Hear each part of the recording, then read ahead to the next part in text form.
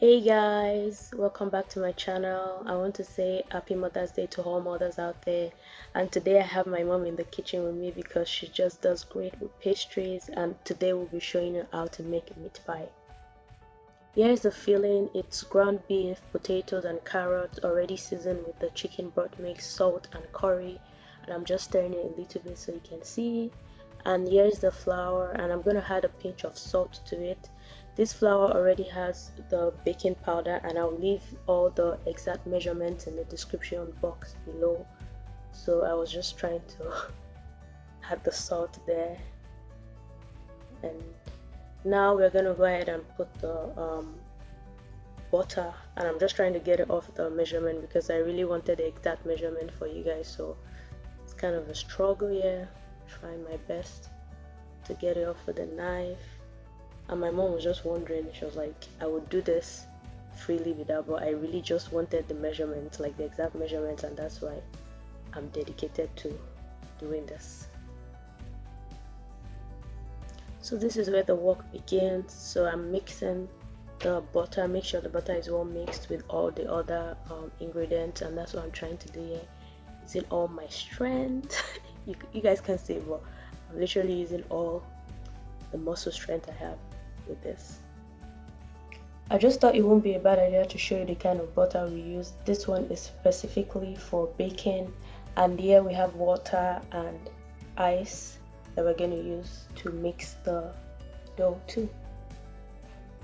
Now I'm just trying to make a hole in the bowl so that my mom can pour the water for me right in the middle, and she's like, make it very well, so try my best to create a space. Now I'm kneading the dough because the goal is to get everything together so I can wrap it in a plastic wrap. And now my mom is gonna pour water because we're adding water at intervals so that we just don't have too much water in the dough. I think this is a pretty good kneading process, so I'm just trying to knead this dough till everything comes off the bowl, so we don't want anything stuck to the bowl, and that's what I'm trying to do. And I'm using one hand. You see my mom, she would take it from me soon because she's just like, you're not doing it right, so this is her doing it.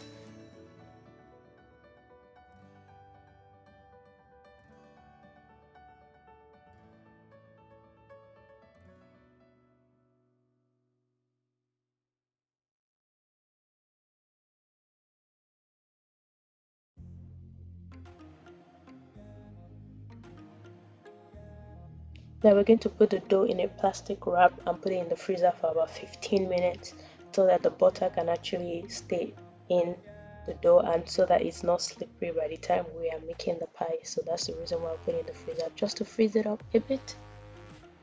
Now it's time to make the meat pie. Figure out a flat surface. Today we are using the countertop in our kitchen, and I make sure it's clean already. And I'm just adding flour to the countertop because the dough could stick so much, so you need to add flour all the time, even to the dough. And I'm just showing you guys the flour I'm using, which is not really necessary, but yeah.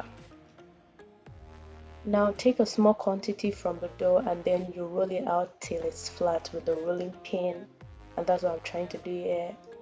Excuse the rolling pin, I don't know what happened to the other part of it, but I'm just trying to roll it till I get a flat dough right here so I can have enough room to put the filling.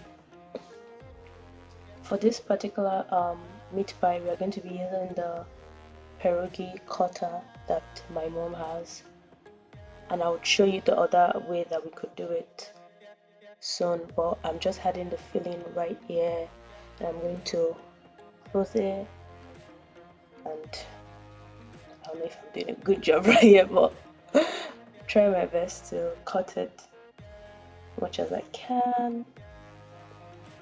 And that's just it for this part. Now we're just trimming the edges with a knife because we need the edges to be smooth.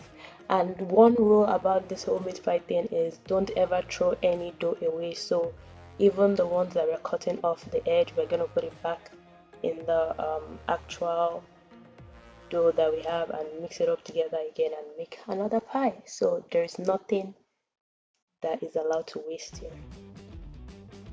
Before we started using the pierogi cutter, actually this is my own first time of using the pierogi cutter. We usually use the cover of a small pot, and I like this better because it just gives me the perfect circle and I don't have to stress about cutting any edges after. And now I'm just adding the filling, and make sure the filling is not too much so that you can actually close the pie. And that is where you have to like think very well so that it's just not too much. And now I'm just gonna fold it in, making sure it's all pretty. And while you're folding it, make sure you press the edges down because you're gonna use a fork after all. But make sure you press the edges down first so that it's easier when you're using the fork at the end. So I'm just using the fork to press it down and make sure it's sealed because you don't want the pie to open up in the oven. That would be a disaster. So using all my muscle strength to press it down. I definitely can't show how I made each one, but this is all we have, and I'm just going to brush it with an egg so that by the time it comes out of the oven it is golden brown. So that's what I'm doing right here.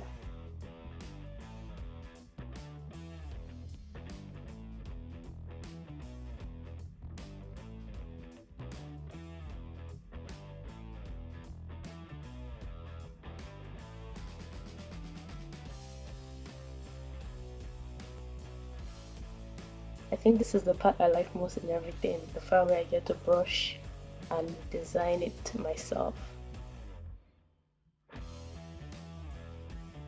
So after this, I'm just going to put it in the oven and set the oven to about 350, and it should bake for about 30 to 35 minutes.